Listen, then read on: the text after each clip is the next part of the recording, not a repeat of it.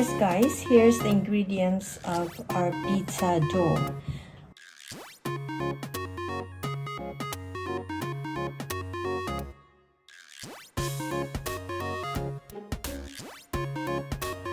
If you like this video, please give it up a thumbs up guys, and please don't forget to subscribe and click the bell for more updates on my videos. Thank you.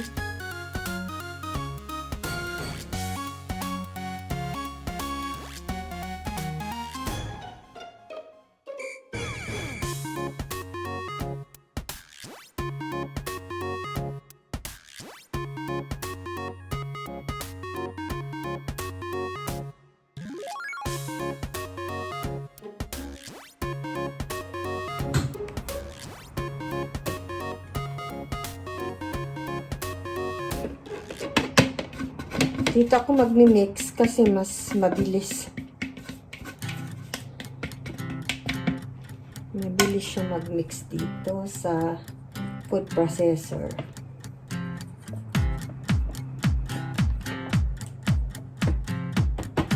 Pero kung wala kayo, if you don't have food processor or stand mixer, then you can use mixing bowl and then just mix them.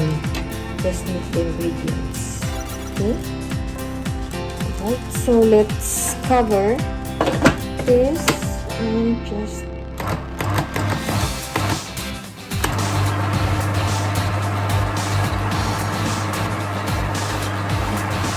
then let's put the oil.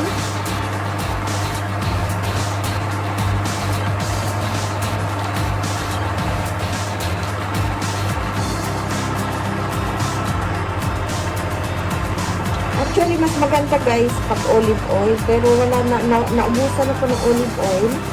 So, ito yung ginamit ko. Mas healthy din ko.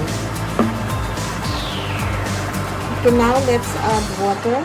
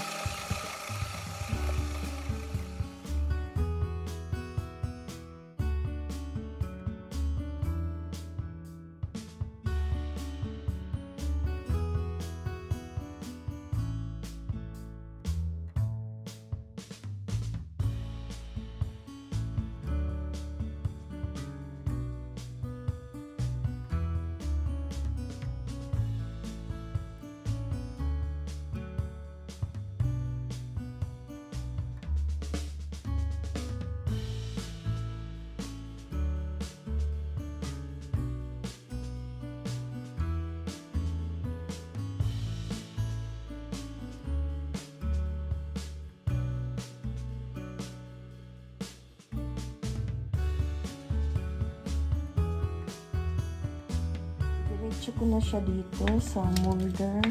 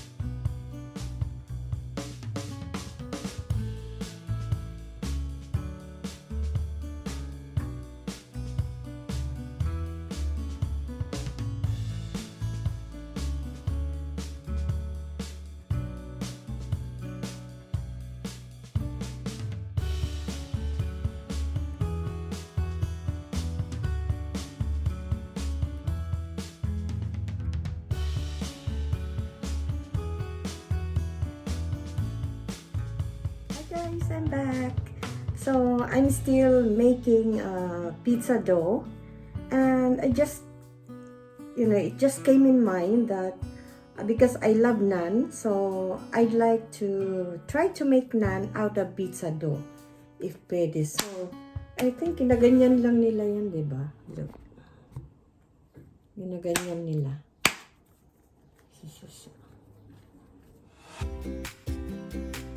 Hindi ko lang alam kung makagawa ako, but I wanna try.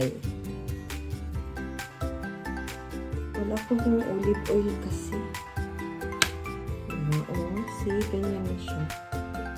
Ganyan. Pwede kaya? Oo.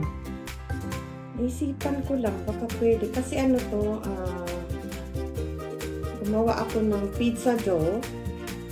So, try ko lang kung pwede ba. Kasi I love naan.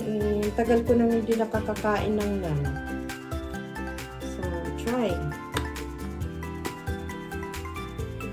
So, ganyan lang. Let's try it. Ganyan lang. Tapos, diba, ginaganyan nila yan. Ginaganyan nila. Ganyan.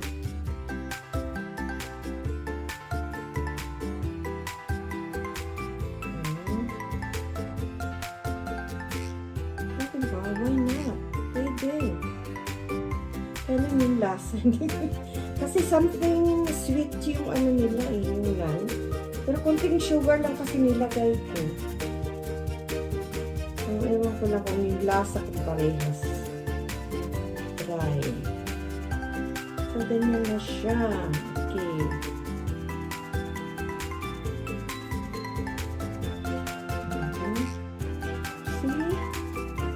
Banat siya, o diba? Elastic yung doon.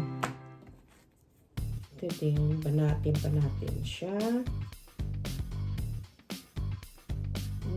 Pwede. O sige, try natin. Okay? So, I'll get back to you guys. So, here it is, guys. I tried to make naan out of pizza dough. So, I'm not sure if I'm doing the right thing. So, kayo na po ang humusga. I didn't research at all. So, but, yeah, it looks like naan. Pero yung lasa, I'm not sure.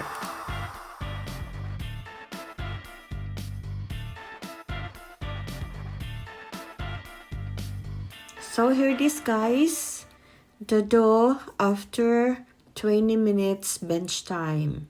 So I got 1 square pizza dough and 2 round one, and this is now ready for baking. So I'll bake this first half cooked, and then I'll put it in the freezer.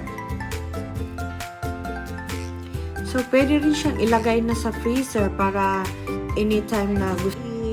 I-bake ko muna siya ng 5 minutes para bago ko ilagay sa freezer, para next time na gustong kumain ng pizza, lalagyan na lang siya ng toppings, tapos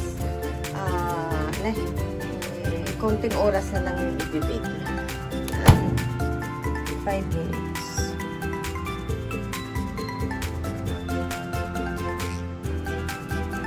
In 240 degrees Celsius.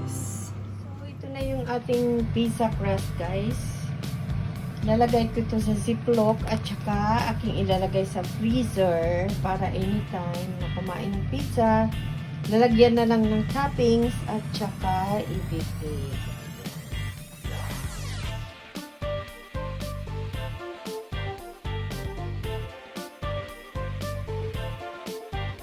Of course, you can use any toppings. You can put any toppings as you like, as long as it's available in your kitchen or in your refrigerator.